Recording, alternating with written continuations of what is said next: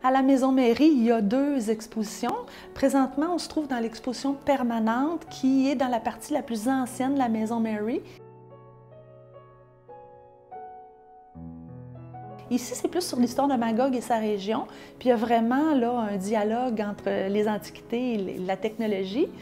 Et de l'autre côté de la maison, il y a l'exposition temporaire qui porte sur les travailleurs de l'industrie du textile à Magog. C'est une exposition où on intègre les témoignages d'anciens travailleurs, où on met de l'avant les conditions de vie, les conditions de travail, les loisirs. Puis c'est vraiment l'idée de parler que le travail dans le textile, c'est bien plus qu'un gagne-pain, c'est un mode de vie.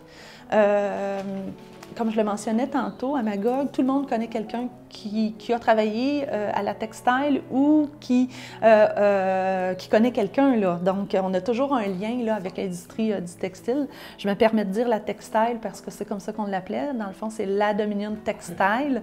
La majorité des termes avant la loi 101 dans le milieu manufacturier étaient utilisés. C'était la weaving room, etc.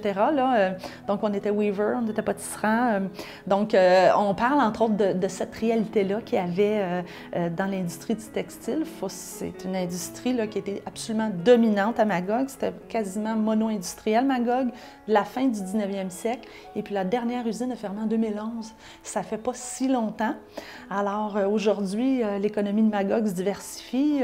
Il y a les nouvelles technologies, il y a le tourisme, mais le paysage magogois a été marqué par l'industrie textile, dont on peut en voir encore les témoins, les bâtiments de la Dominion Textile qui sont encore là dans l'est de la ville de Magog, mais aussi, je vous dirais, le témoignage des gens.